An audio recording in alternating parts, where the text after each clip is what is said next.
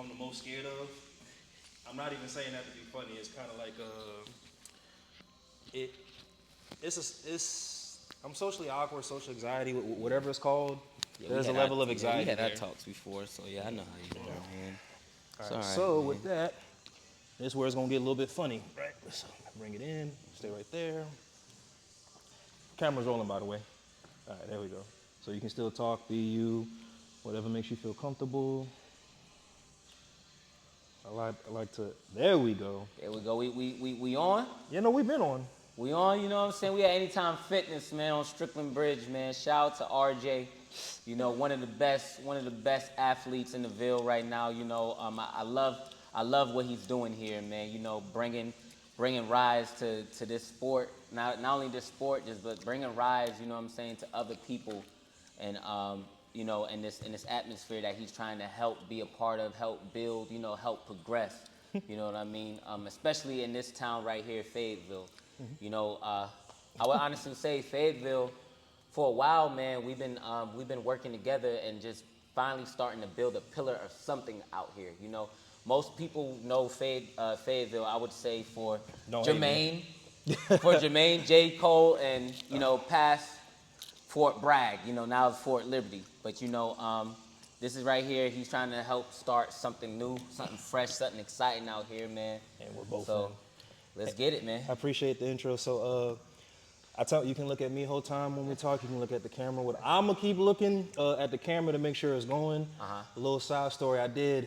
Me and Mitch, returning guest. We talked for like an hour. It caught 12 minutes. That was the first time it happened. I said I ain't never gonna allow that to happen again. I'm gonna start interviewing people with actual camera setup. But if you see me looking over, I'm just making sure it's still recording. I got you. So with that being said, what I do is. This is up. Yeah, they both. Ooh, you know what? See, what they see is what they get. Yep. Are they both? Yep. Nope. They're on. It's on? Yep. Just making sure they can hear me. Yep. All right. So here's what I typically do, right? Uh-huh. Clock. And I will always ask. So I typically set it for. Yeah, I don't know who that is. God damn.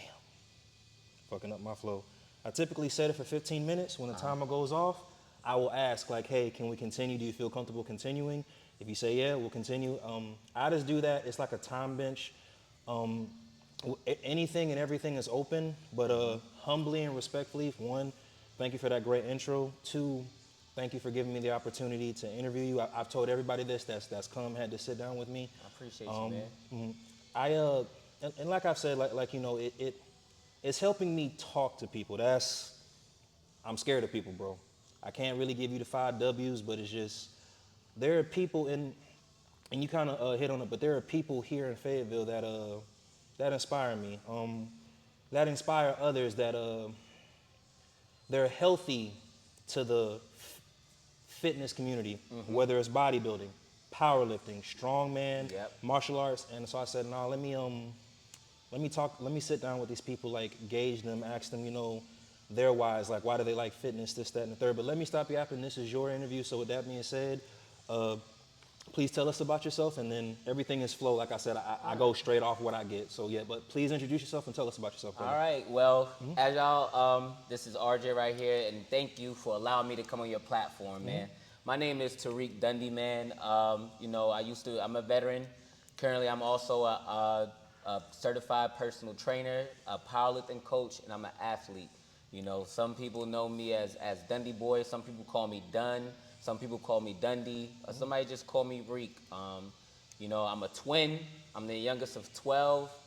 I'm originally from New York. I moved out here in North Carolina a couple of years back. I moved out here to Fayetteville in 2020 after I deployed. I was overseas for, I would say, a year. I was overseas for a year. Brother. Thank you for your support. Thank you for your service as well. You know, so I moved out here to Fayetteville. I was thinking I was going to, you know, go full time. You know, I was in the National Guard. I'm thinking I was gonna go active duty. So I moved somewhere, you know, closer to a military installation. And you know, as I got back home, as I got back stateside and everything, you know, I realized I was like, I don't know if I want to do this anymore, because I didn't feel like I had control of what I wanted to do. You know, in high school, I would say my football, the passion for my football, my coach robbed that from me. And I would say in the military, the passion for, you know, still being in the military and all that, my unit, my leadership, I would say they robbed the love of it from me. So I was like, what is it that I truly love? What do I really, truly want to do? And I told myself, well, I go to the gym, I work out, you know, that's something that I do on a regular basis. So I was just like, you know what, let me become a certified personal trainer. Let me do that. So, you know, I used the military. You know, they paid for my certification, so now I can recertify for life. I went through NASM, the National Academy of Sports Medicine. That's who I got my my certification from. It was a 6-month course. I completed it in 3 because I fast-tracked it. I was making sure I was dialed in when I was at work. I was making sure that I was dialed in, doing everything that I need to do, studying and all that. And then I passed it, you know, on the first try. Passed it on the first try. So I would say that's that right there, and then that's what you see now. If you want to go into the backstory of No, we can. So, Okay. brother, if I may, on some real shit, I'm not just saying that because you served, but you said something, and it really, it stuck with me. But the leadership part, and I'm not coming at anybody in the Army or whatever service they do, but unfortunately, in whatever brand, leadership plays a big part. And you know, I'm not good at politicking at all. I'm just, what you see with me is what you get. I'm not perfect, but I do my best to be honest, and I'm just gonna say this, leave it at that. As an honest person, from what I see and what you are, the military nowadays is for honest people. But that's me going off on a soapbox. So you brought up football, so you were probably introduced to the aspect of fitness fairly young. Can we touch on that? Yes. Please, Yes. okay. So I would say when I first got introduced into fitness, it was high school. Okay. It was high school. It was football. You know, I would say I was doing push-ups and all that stuff on my own, of course, but I went into, you know, the weight room and all that when I became a freshman at high school. And in high school, my freshman year, I would say I started off benching 130, literally only one plate. I was only benching one plate. Squatting, I would probably say somewhere like 315 maybe, 320, 325, something like that. And we didn't deadlift. In high school? Yes. 325? At No, my freshman year. that's good. At my freshman year, that's Yeah. why I started off at, and we didn't deadlift. Okay. We did hand clean and power cleans. I didn't get introduced into deadlifting when I deployed, when on that deployment that I talked about. Did you fall in love with it? The aspect of deadlifting, out of curiosity. The aspect of deadlifting in the beginning I did. Okay. And then as I progressed and got older and strong, you know, hey, we're not getting any more younger. I would say that. So, you know, my back and all that stuff. So it's not. Lord I don't dislike deadlifts. I would put it in order. I would say squats is my favorite lift. Deadlift being the second, and out of the big 3, and then bench being the last, the least. Deadlift, I like it. I don't love it. Squats, I love. I can't stand bench. Hey man, look, I love bench, everything else I hate. So you were introduced to fitness fairly young, so I just want to touch on the training regime that you went through in high school. So what was that like as far as intensity and all that other stuff? Like what was that like in the aspect of football, your fitness journey there? In my aspect of football, so it was fun, man. It was fun. That's honestly where I would say that you know, that I got introduced to competition, as far as like being competitive with something. You know what I mean? Football already is a competitive sport.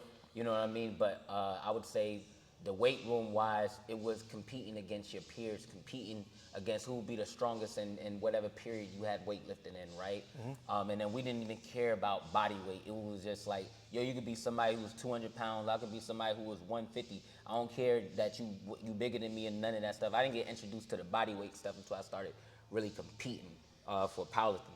There, we was just trying to see who was the strongest. So it created that hunger. Yeah, it created that hunger, man. I would say I don't feel like, I feel like if I knew half the knowledge that I knew now, back then, Oh man, I would have had a field day in there. Scary. It would have been Would've been scary, but Okay, man, okay. I would say I love my football coaches and all that stuff, but nobody in my weight room coach, but they didn't really teach us form or nothing like that, man. They just they gave Just us move the weight. move Just the move the weight, weight. and it was they had a chart on the wall that had your numbers. If this was your max, what working sets at the percent that you should do for a rep scheme. Like if it was if your max was 275, you should do like Do all high 215 schools for a have 10 that? Yeah. Yes. Okay, So yeah. we had that right there, man, and we would always do like a 10-8-6-6,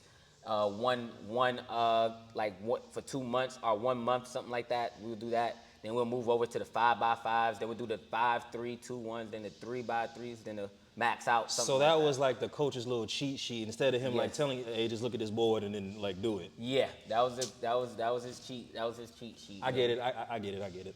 Yep. My bad. I just new old memory unlocked. But I remember that when I did the weight room, I was terrible in it.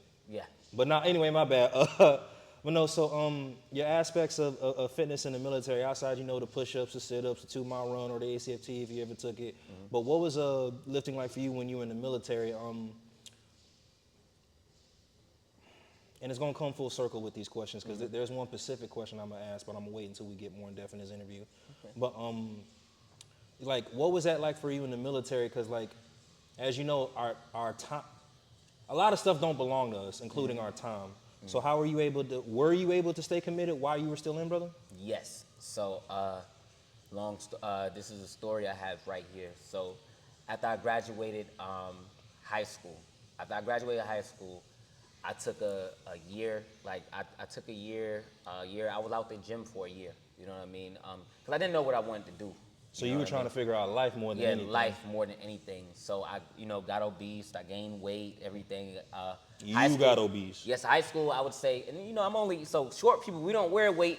If we don't wear weight well. I would say in high school I was somewhere around like 185 to 190.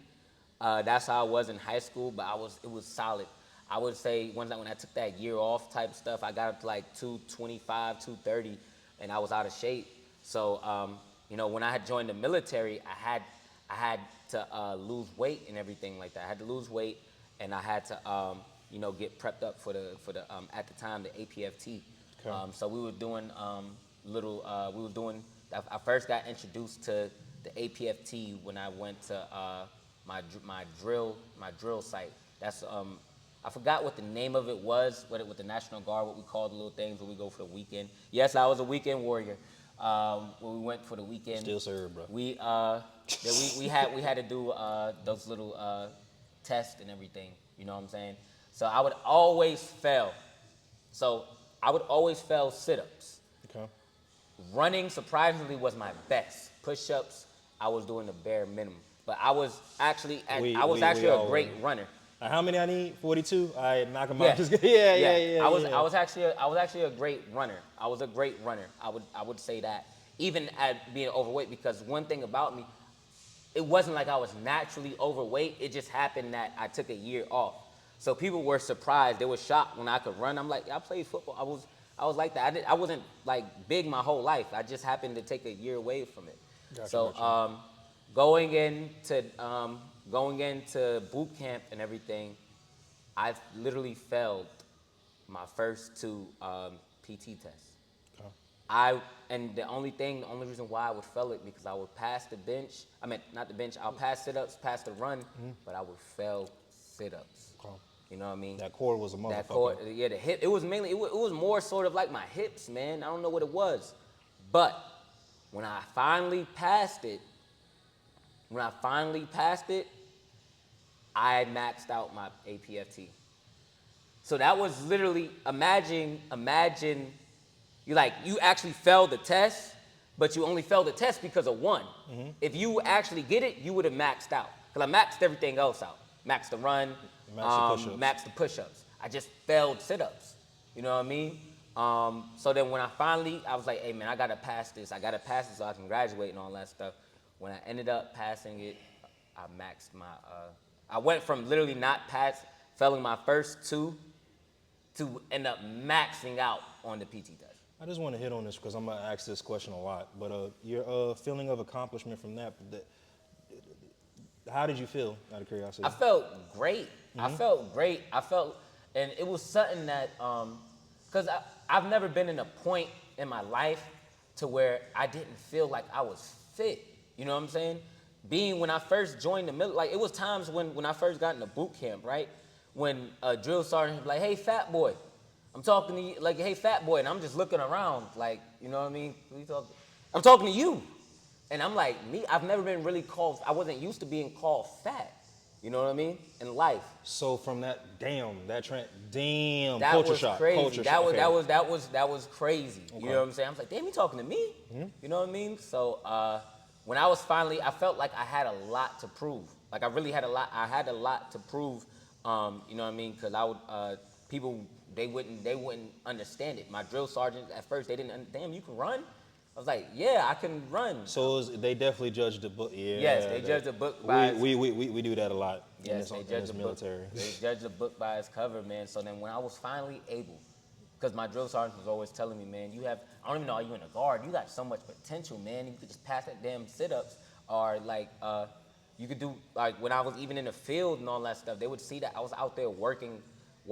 Like I was trying to, when we was in the field, I was trying to do my sit-ups. I was trying to do all this stuff so I can get the heck up out of boot camp, so I can make sure. Oh, yeah, that's not the place you I want to stay. I don't stay behind. They was like, man, you got so much potential, man, but you can't pass your PT test. So when I finally did it, finally passed my PT test, like it was up. I maxed it. It wasn't that I just passed it. I maxed it. You know what I mean? So it was a great accomplishment. I would 100% say it was a great accomplishment. And that transitioned later on to AIT, maxing out, finally being able to get best PT. Like 300 and up shit? Yeah, like, because in basic, I wasn't the only person who had maxed it, the last one. So, you know, they used to go for who was the best of the maxers. You know what I'm saying? Like, did that help your competitive edge, like your competitive spirit, because you like to be competitive? Yes. So, what was your, like, the gym? That's what I always call it for people, you know, the sanctuary or something. But so what was going to the gym like when you were in the military? Because again, the reason why I asked, you know,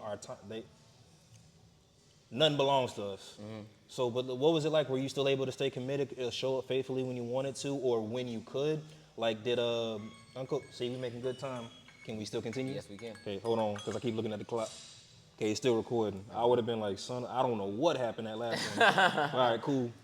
Yeah. But what was that? Attention span of a squirrel. So yeah. So when you was in the military, past the ACFT, past the APFT. Yep. So you maintaining your gym life, like, was that hard for you? Because again, there are times this uniform, it takes a lot, and again, it gives us a lot, but it also takes away. But did you find yourself like hitting certain plateaus because of the military? So I'll put it like this. Being in the military was, I would say, outside of high school, right? You know, going back to high school, the only time I worked out was when I was in high school. Then I took that year off, you know what I mean? So after I passed boot camp and everything, went to AIT, passed that, the first time I've ever had a gym membership, well, I didn't even have a gym membership. And don't forget, I was in a guard, so I wasn't active, right? Okay. You know what I mean? So I had a regular civilian job, and then being in the military and all that stuff too, you know, that allowed me to be able to go on post. So and then work out on post. Yep, and work out on post. So I didn't have, being in the military actually helped with my workout while being a guard. It helped that because I didn't have to pay for no type of gym membership or anything like that. So I was able to go. I stayed in Charleston, South Carolina, so I was able to go to the naval station, the naval base up there, and all that stuff. And I was able to get on post. So that was great. I would say it was when I deployed and became active duty. Okay. When I deployed and got on orders and became active, that's when it started interfering with my gym time. Especially when I deployed, I was overseas from 2019 to 2020. Remember what happened in 2020? Yeah. That's when COVID hit. So I deployed right before, when I deployed, COVID started while I was over there. So at first we were used to going to the gym after we got off of work from whatever mission we was doing and everything like that. But then Basically, shit got shut down. Shit got shut down and all that stuff, and then we was given more busy work. So I would say a comparison. I feel like that's different. I feel like it's different when you're active and when you're reserved. If I may ask, dealing with that, if I may touch on it, Yes. what did that do on your mental? Here's why I ask. It's the truth. I would have lost my shit. During COVID for me, I got lucky. Aaron, if you're watching this, thank you, I appreciate you. But a friend of mine, there's like this secret location and it's a gym and it's only accessible to certain people, but I was able to still work out during COVID while everybody else was at home. So what did that do to your mental? Like, did you still stay resilient? Because I know some people can't start and stop something like this. They have to keep doing it because if they don't, once they stop, it's it. I mean, I'm not gonna say it's a sad truth, but I kind of get it. But like, so what did that do for you? Like, did you just? What did it do for your mental, brother? I'll tell you this. What it did for my mental, essentially, it allowed me to So, when I deployed and all that, that was one of the things that kept us going. You know what I'm saying? Being able to work out, right? So, we had to transition once they shut everything down. We had to transition into a different journey. You know what I mean? As far as like home workouts. Yeah, it was more sort of calisthenics, body weight. We would go to the track and we would flip tires. So I wasn't gonna let that stop me. Okay. You know what I mean? Because one You- thing you- for you sure, still wanted to get it in. I You still wanted to wanted to eat. get it in. Okay. So we was flipping tires. I ran more instead of worrying about weightlifting and all that stuff. I ran more. Then I don't know if I should be saying this on camera, but I am going to say it. I would say we made our own gym. So what we did was when we was Somebody, if they ever, when I knew it. when we was on base, we was at the wash rack. We was at the wash rack, and we was cleaning out connexes and everything like that. And we seen a weight, like somebody from units prior who was down there and all that stuff. I guess they left weights in the connex. And So everything. y'all looked at that like the golden ticket. So we looked at that as the golden ticket. What we did was we acquired, because nobody never steals anything in the military. That's one thing we're gonna let you know. We don't never steal nothing in the military. We acquired the sets of weights. Like they had the bench. Well, they didn't have the bench. They had barbells and they had 45-pound plates, 25s, all that, and they had dumbbell sets. And what we did is we put it back on one of the buses and we transported it. Back to one of our where we had CQ. Where we had CQ at. And at first, what we did was it was outside, and we set it up. So I was a 12 November. Okay. You know what I mean? So I was a construction engineer. So we made benches and everything like that out of wood and all that, and we was lifting outside. Then once we had to move bases, we found an empty connex. Okay. So we started off from scratch. We named it the House of Pain. Okay. Jack, if you're watching this, I know you're gonna watch this because I'm gonna definitely put you on. We called it the House of Pain, man. And what we did, man, we had a lot of creativity. Sandbags. We had the pull-up bars. We had barbed wire with the barbed wire roll and all that stuff. We'll put at the end. Make a bench. Do curls with it and everything. And then we just made our own gym in there, and it was called the House of Pain, man. We was using ropes to make cable machines, like pulleys and stuff like that, putting the weight attached to it. I don't know if I have my phone on me. You can go grab it if you want. Like I said, everything content. I'll just be like this. Plus, it gives me time to keep looking at the camera like, that motherfucker's still going. He'll be right back, y'all. Whew, you know what? Let me walk up to this motherfucker real quick, because, all right, good. We still making good time. I don't know what happened on that last interview. I'm going to say this while he wait, y'all. Like I said, if y'all see me keep doing this during the interview, doing this during the interview, I'm making sure that the recording is still going, because some jewels were dropped on Sunday, y'all. And he's coming back.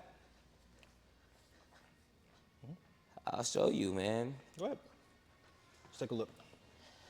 Where I had it at.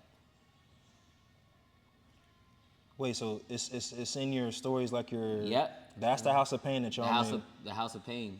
Hold up, where is it? Bloopers. Let me go to my bloopers. It should be more in there. Like y'all made like a whole. Yep. Oh wow. My bad. The House of Pain. This is what I was talking about. House of Pain. We got kettle. We got hooks, horseshoes on the barbell. We got tape. We taped the dumbbells and everything right there. Yeah. I try to zoom in on it when I post it. All right, and this is the House of Pain, man. So we actually made our own. We made our own gym, man. We made our own gym. So like we didn't let that stop us. You know what I mean? We were able to acquire that. By any means necessary. By any means. Wait, hey, go. Oh, my bad. Go back. Is that the bench press that y'all like acquired? No, this was when we came back from deployment. So that was back on deployment. I'm trying to go. Do I have anything else left? So when I say over there, we turned into calisthenics. Okay. We went. We was on the track and everything, doing pull-ups. I was over there trying to learn muscle-ups at the time. So I'm trying to see. So you know, this poses a very interesting question. So I worked out there twice. Yeah. That place was a phenomenal place. Right here. So I'm assuming y'all use that in the back for dips. Yep, for dips. I'm trying to think, did I have anything else over there? No. Let me ask you a question. Then. With that training regime, why not bodybuilding instead? I'm curious, but why not body? What made you go, okay, I'm gonna do powerlifting, and what made you go, I'm gonna do powerlifting? So I've always, my original lifts, as far as when I first got into it, I was always going for strength. Remember, when I did high school, I was competitive in high school football. We was trying to see who was the strongest. You know what I mean? Then I would say powerlifting, I got introduced to it when I got back from deployment. But when I deployed, I did my first ever, like, I guess, 1,200 pound club, 1,000 pound club. You know what I mean? I was able to do that. So over there at Camp Buring, what they had the 1,200 pound club for the males, and they had the 600 pound for the females. Okay. And what I was able to do, I was able to, you know, it was only 5 people out of my unit that got on the 1,200 pound club, and I was one of them. Okay. So I was able to go in there and do that, and that was the first time I had a taste of I guess getting a total between the 3 lifts, adding it up, and then, you know, actually being awarded something. So once I got home, one of my boys, he put me on to actually competitive powerlifting. You know, to this day, he still haven't competed himself, but he's the one. He's the one who put you on. He's the one who put me on. He said, "Yo, then you got the potential to do this, to be this." You know, Russ Swole, like he knew about Russ Swole and all that stuff. He knew about all the Dan Greens, like all the legendary influencers in the sport of powerlifting, man. Jamal Browners, John Hacks. He knew about all of them, and he was like, "Yo, you need to do this." And he showed me who Russ Swole was. He showed me all their Instagram, their YouTube videos, and I was just like, "Damn, I could definitely do powerlifting." So that's what inspired me. So the only reason I say so is it's safe to say, like, there are people I meet in life, and I call them igniters. So he ignited. Okay, say less. If I may ask, how many powerlifting competitions have you done? I've done 4. Okay. Can we talk about your very first one? Yes, you can. Okay, so the reason why I want to touch on it, what was your thought process like? Like, where was your head at training up? So they're called sanctioned meets, right? Yes. So training for a sanctioned meet, like, what was going through your head? Were you nervous? Were you skeptical? Were you like, okay, I want to do it. Okay, I don't want to do it. Okay, I'm gonna do it. I don't like. What was your thought process? Yes. So that whole thought process on that, you know, it's a sport. It's a new. It gave me. I was always competitive, right? But now it gave me an actual goal, like a short-term goal. You know what I mean? It gave me something in the near future to push my training towards. It gave me a focused central point to, okay, I need to do this because I need to be able to do this at the end of such and such, so I can, you know, be able to go on a platform and have my best days, man.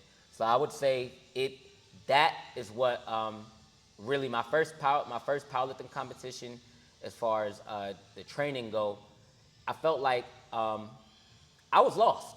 I was lost that time because I just became a certified personal trainer. So I was thinking I was gonna do my own stuff and everything like that, do my own programming and all that. But at the time, I didn't know anything about, like I didn't know, I was just fairly new to actually becoming a trainer. So I didn't really know the ins and outs yet of how I should program, for that. So my boy, Jack, the one who I told you about, who put me on the powerlifting, he told me about Jamal Browner's 12-month program for powerlifting. Okay. And then I brought his program, and I didn't have a coach. You know what I mean? I didn't have a coach and all that stuff. So I brought Jamal Browner's. You did everything by yourself. Yes. I just went off of his pro. No handler, no community to guide I had you. a handler on meet day, but as far as training wise, I did everything by myself, man. I put in my numbers, my old PRs for my what I did, and I put them in, and for 12 weeks, I went crazy. I was dialed in. That was the first time I would honestly say, hey, no, I don't need to be having sex. Like that whole time, I wasn't having sex during that time. That committed. I went absent. Was it abstinent? Yeah. Abstinent. I went abstinent.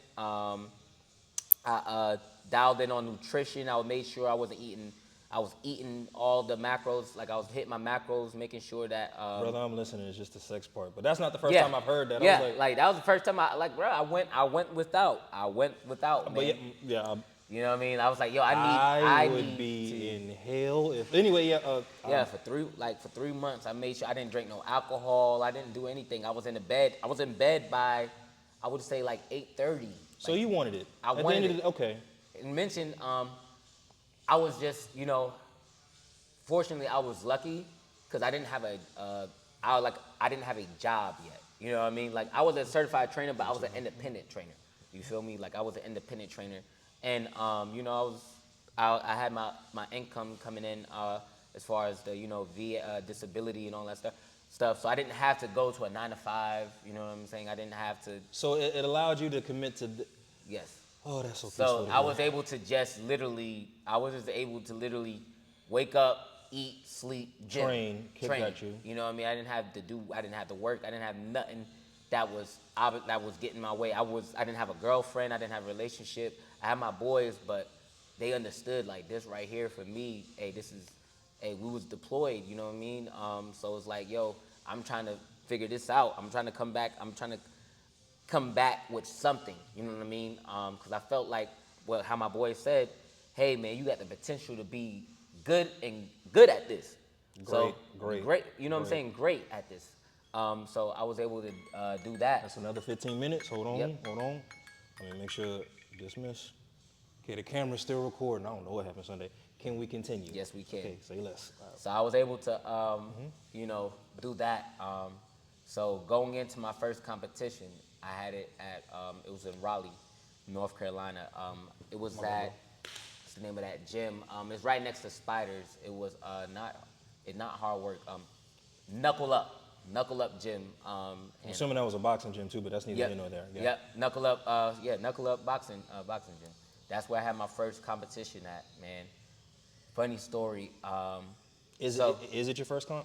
Yes, that's my first comp. Okay. Let me before you get to it, that way I can say I at least asked. So like the day of competition, like okay, there we go. What happened? There we go. Day of competition. I just wanted to Oh, so I ain't gonna lie to you. Mm-hmm.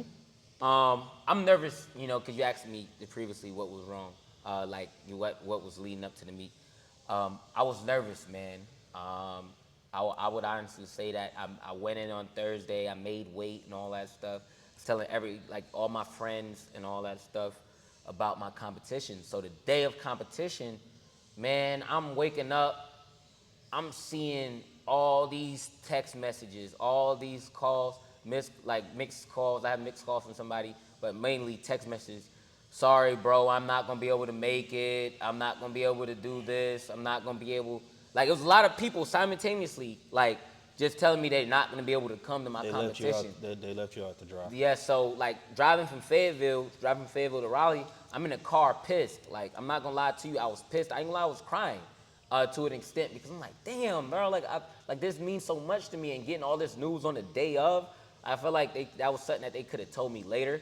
You know what I'm saying? Like, they should have told me earlier and all that stuff. But everybody who needed to be there was there. Okay. And I had my group of boys who I deployed with. It was 4 of us. Shout out to you, Jack, Stotler, Wells, and Sessions. And one of my best friends also, I'm his to his daughter, I'm his daughter's godfather. And his girl, and then, so it was like everybody who needed to be there Was there. was there. But And it they was a carried lot you. of people who Mentally said, wise, they carried you. yes, they carried me. Jack, I keep going back to him. The guy who put me on, he was there. He was my handler on the day of. So, man, I'm getting there and all that, and it was just like, I see everybody in singlets. I see everybody, eating and all that stuff. It was nerve-wracking at first because I don't know what to expect. Did you feel out of place?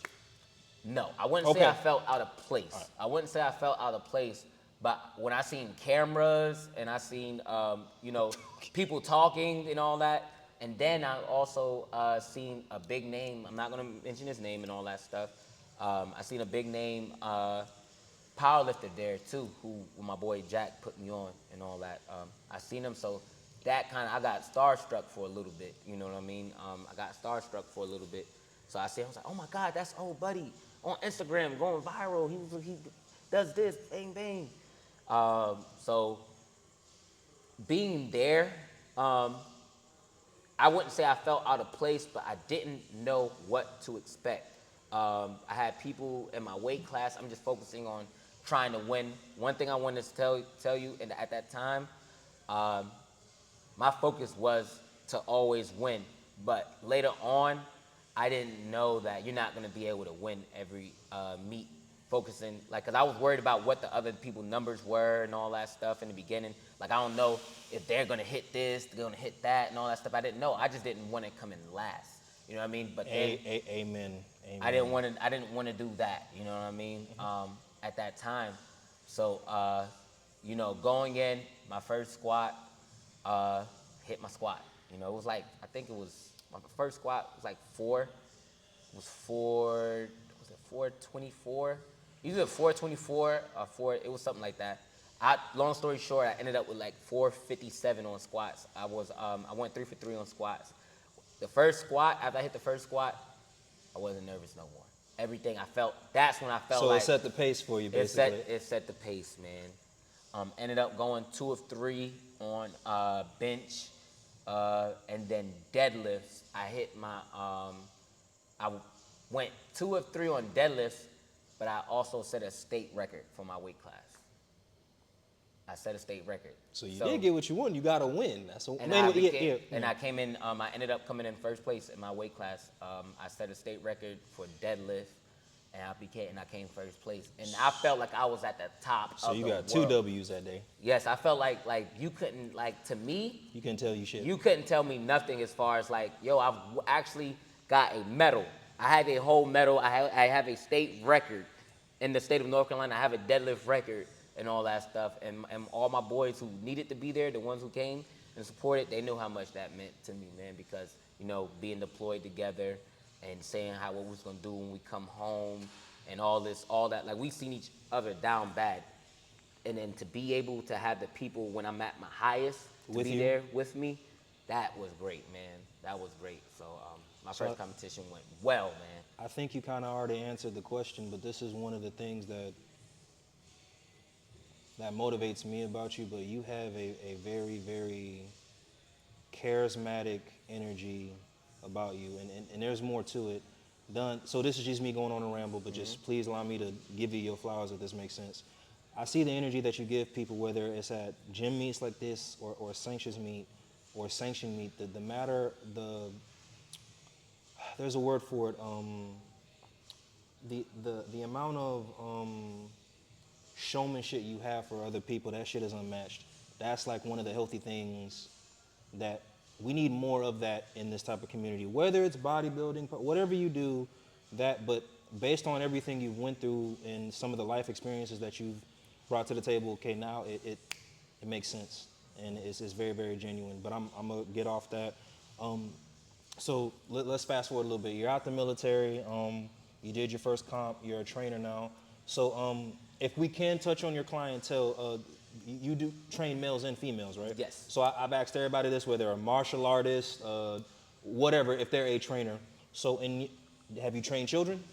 Did I train children? I haven't. I don't think I did like a class. Like I don't have a regular. I've trained a child like kids before, but it's not like they're my regular everyday clients. Like they'll come jump in on one of my group training sessions here and all that stuff, and like, hey man, come join the class, and I'll sit up there and train them. But I wouldn't say like I had a regular child as as a recurring week-to-week Clientele, client. okay.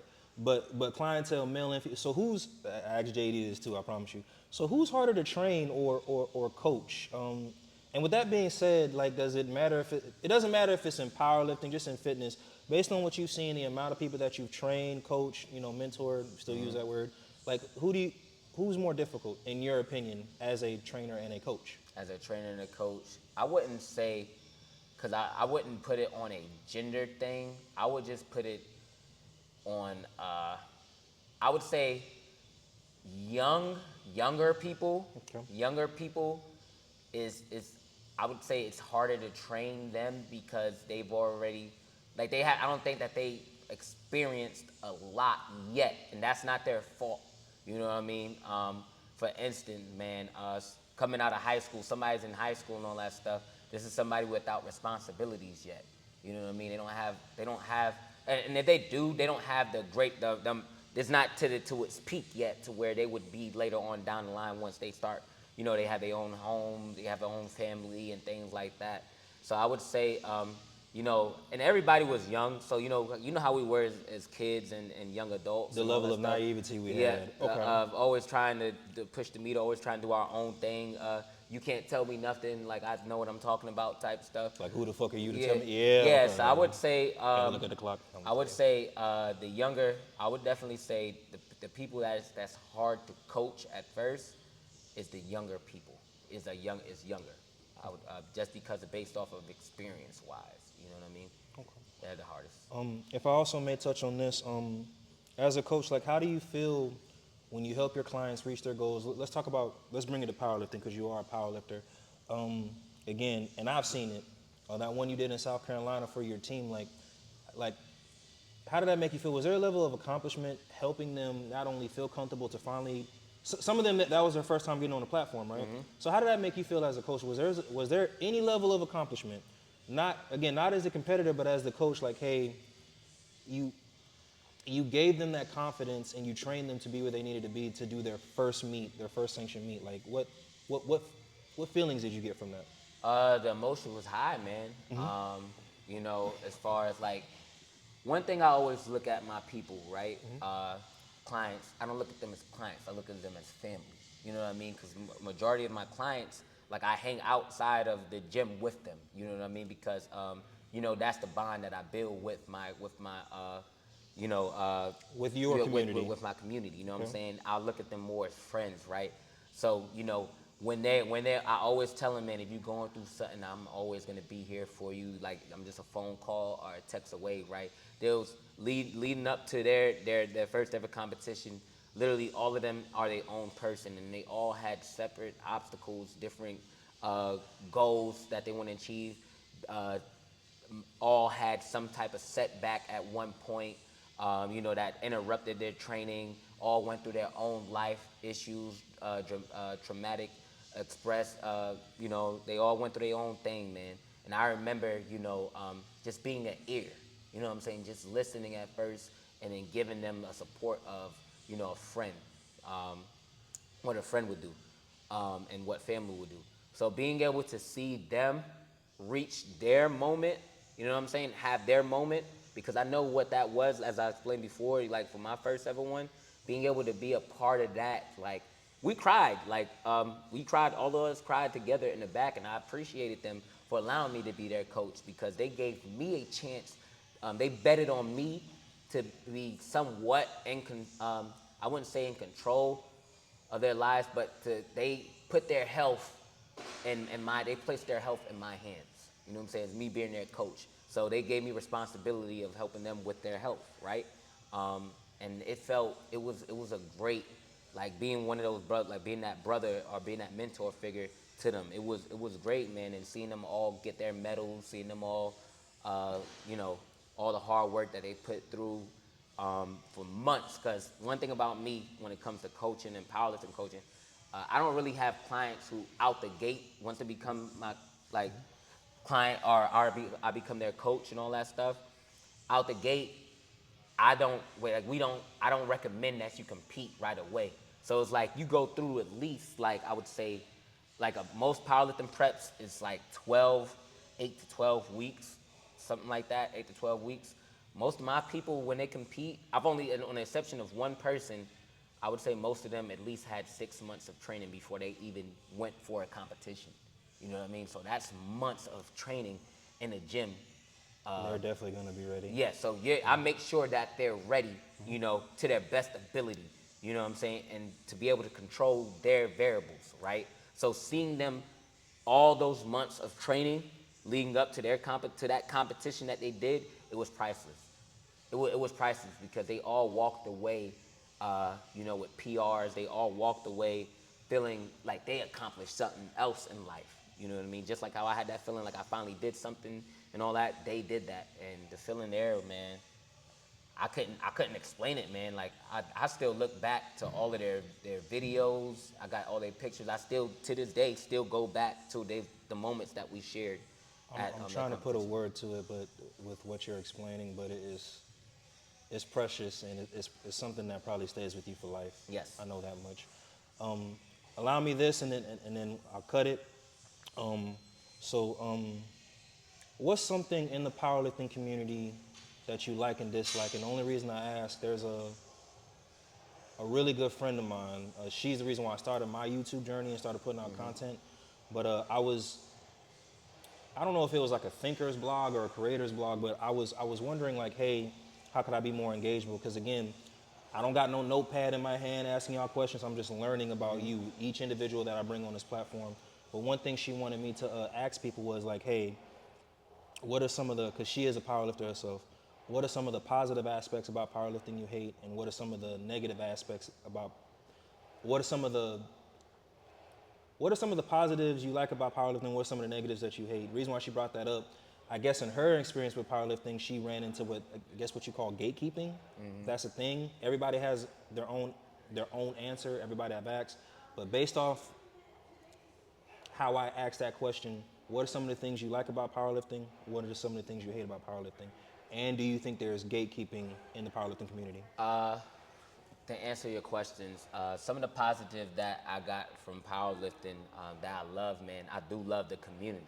I love that everybody who I'm around, we all do it. So it's like when you're a powerlifter, man, you become a part of something that's bigger than keep yours. going, right? Okay, good, You become a part of something that's bigger than yourself, man. You know what I mean? Always talking, like always sending your videos to people, your people sending, your friends and your homies sending videos to them.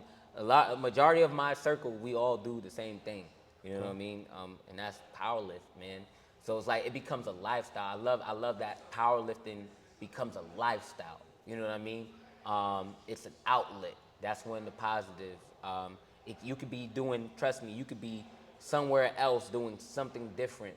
But rather than that, powerlifting allows you to be in the gym, pushing yourself to your extreme abilities. When you look at it, right? You being here eating for real. When you look at it, right? I put it like this. Powerlifting, right? Our training style. Most of the time, we are in the gym. You know, if we do our compound lifts, we do our accessories, we do all of this, right? We do our whole cardio, core, whatever. For powerlifters, there's a funny joke, we be sleeping in the gym because we take like 5-minute rest periods, right? We do all that stuff, right? So most times I would say you're in the gym anywhere between 2 hours and 30 minutes to 3 hours sometimes. Or longer, Yeah, or longer, you know what I'm saying? And guess what? You do all of that, right? All those days of working out in the gym for that amount of time, for 9 lifts on one day.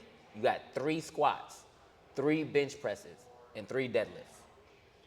And if you was to just go, if you would just say that, I feel like in total, you're on the platform for 9 minutes, right? You're in the platform in total, you're on a platform for 9 minutes. But every day that you go to the gym, if you go to the gym 4 to 5 to 6 times a week, right? You're in the gym for 3 hours. So if you're a power lifter, you love it. I'm gonna be honest with you. You have to love it, because the ultimate sacrifice of being in the gym for 2 hours and 30 minutes to 3 hours a day, you know what I'm saying? Just to be on the platform for 9 minutes, that has to be dedication. You have to be dedicated. You have to truly love that in order to do that. Because most people, and especially a lot of our training is very repetitive. Like, we do the same thing. When you look at it, we do the same thing every week: squat, bench, deadlift. We do the same thing every week. You know what I mean? And most of the time, if you want to see progression and if you want to see that, as an athlete, most athletes, like basketball players, baseball players, football players, like, they play games on a daily to the weekly basis, right? We only get to probably compete two times at the most. I know some who did 3, myself, back when I first started off, and that I don't ever want to do that again. But at the most, out the year, you probably get to display your talents twice a year, for a total of 9 minutes each meet. You know what I mean? So that's the one thing that I love about powerlifting. You know what I mean? The community that it builds, the tactics that you know what I'm saying, the habits that it instills onto you. What I dislike about powerlifting, I don't really think, for me, because I love it so much, there's not something that I truly dislike about it, because by the end of the day, it's a hobby. You know what I mean? It is a hobby and all that. Some people would probably dislike different rules and different federations and all that stuff, but that's why they. What type of wraps? Yeah, what type of wrap socks? What type of the way you can bench, the way you can deadlift, whichever bar. But guess what? You can choose a federation. You have the option to choose which federation you want to compete in. So all this is a hobby that, like, it gives you a quite amount of a quantity. It gives you a quantity of federations to choose from and all that stuff. So if you don't like something that this is doing over there and all that stuff, you can go over there and do that if that's what you love, if that's your cup of tea and all that stuff. So when it comes to dislike about powerlifting, I wouldn't really say that I have anything that I dislike about it, because it's my lifestyle. You know what I mean? It's my lifestyle. A lot of the aches and pains that a lot of people deal with and all that stuff, whether it's what I said, spending most of your time in the gym. I'm a personal trainer, so I'm gonna be in the gym regardless. You know what I'm saying? I'm a coach. I'm gonna be in the gym regardless. Before you continue, bro, on some real shit, you just gave me a hell of an insight, because I didn't even realize. Like, that's a good, I'm gonna call it a mathematic. That's a good mathematic to look at it. You spend all that time, you commit to something, and it's just 9 minutes within that day, within 2 years. I appreciate that. Continue, yeah. So I'm gonna be in the gym regardless. So for me, I never push what I love and all that stuff into any of my clients who I coach for powerlifting and all that stuff. Because by the end of the day, they have other jobs that they have to do. They have other things outside of powerlifting that they have to do. Me, it's my life. You know what I'm saying? So I would honestly say that when it comes to disliking anything about it, there's nothing truly that I personally can say that I dislike about powerlifting, because it's done nothing but gave me, like, literally most of the people who I met now, who I hold dear to my life and all that stuff, I met during the sport of powerlifting. You know what I mean? I was down bad, you know what I mean, for a lot. I was going through this time, right, when I first started powerlifting, when I had my very first comp, where I made a state record and all that stuff. I was like, hey, I need to do this. I need to compete again. So, like, in a matter of 8 months, my first year of powerlifting, in 8 months, I competed 3 times, and I didn't see no progression nowhere. You know what I'm saying? It was like my execution, I've always had the strength, but my execution was down because each meet, like my second meet, I got a total of like 20 pounds PR, but I left so much on the tank because I missed lifts. You know what I'm saying? So it didn't, my true numbers wasn't showing because I was missing lifts. It's not because I wasn't strong enough. I wasn't executing. Then I did another meet, the third meet, which I did. You know, I just completely, when I tell you I shit the bed, I completely just fucking shit the bed. I was not having the best day, you know what I mean? And that put me in a dark place, you know, something that, like you said, that you spend all this time, this sacrifice into the sport of powerlifting, and you didn't perform that, and you didn't perform to what you know you could do. So I took a whole year off from competing, and that's when I was able to learn from all the mistakes that I did myself, right? All the mistakes that I did, I was able to translate that into my clients. That's when I started picking up more as far as not just an athlete, as far as a coach too, because I was able to be, I had so much knowledge I took from all those L's came W's. I wouldn't never been able to become the person who I am. I don't feel like if I did not go through that gauntlet of at the time of disappointment to myself. If I didn't go through that, I would not be me now. You know what I'm saying? So now I have so much insight, so much knowledge now that I can always tell back to my clients, hey, you shouldn't do this because trust me, this is gonna happen. Hey, you shouldn't go a program because trust me, it's gonna happen. Like I have so much knowledge from that now. I'm asking out of curiosity, just curiosity, but when something happens the way that you foresaw it to happen and the motherfucker didn't listen to you, like do you at least go, see, if you had just listened to me off the, or do you let people learn, especially if they're like knowledge through pain type individuals? At first, I was like that, as far as like if you would just listen, if you would just that would never happen. I ain't saying this for no reason. Yeah. And then I'm not saying it for no reason at first, but then I had to grow too, as far as like, man, mistakes are gonna happen. You know what I mean? Things are gonna happen and all that stuff. So it was just like, you know, they gotta go through that learning curve. I had to, when I finally did get a coach, my coach was telling me that I should not compete all those times. Like, you're not gonna really, that's a quick turnaround. You're not gonna see this amount of gain and all this stuff and I was like, I wasn't trying to hear anything he had to say. I just wanted to compete because I needed something to train towards. I felt like competing, especially with all the stuff personally that I was going through, that was the only way that I can, you know, be able to get my stuff off as far as like, feel like I'm being something, because I know what that high felt when I won my first one. So that was your strong why at the end of the day. Yes. As far as powerlifting goes. I got you. Yep. The last thing again, do you feel like there's gatekeeping in powerlifting? Gatekeeping in and powerlifting, I don't necessarily. It is.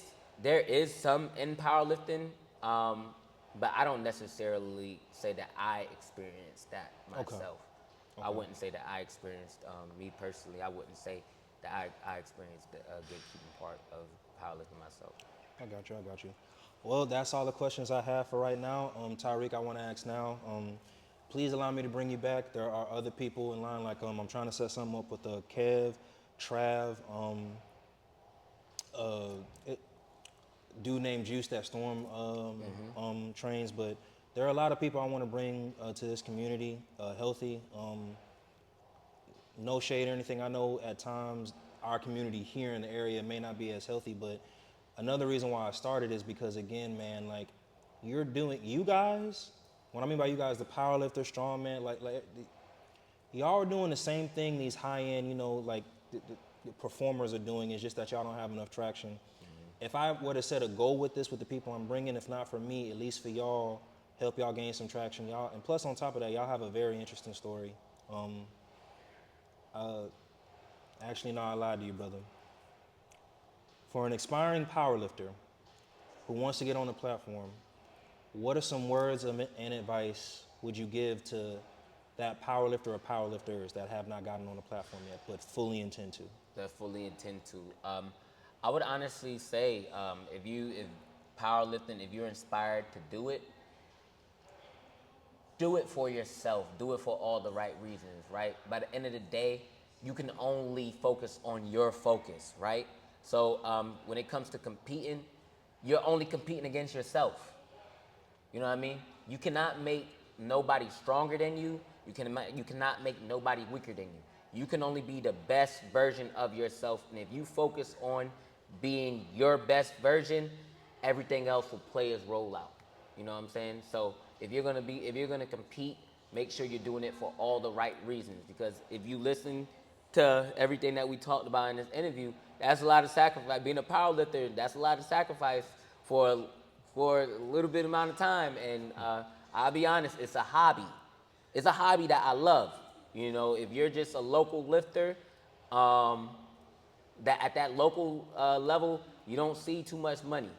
You know what I'm saying? So you're really doing this for that. You're putting your health and all that stuff at risk just for the love of it. This isn't right? a get-rich-quick scheme at all. It's not. I wanted to say that.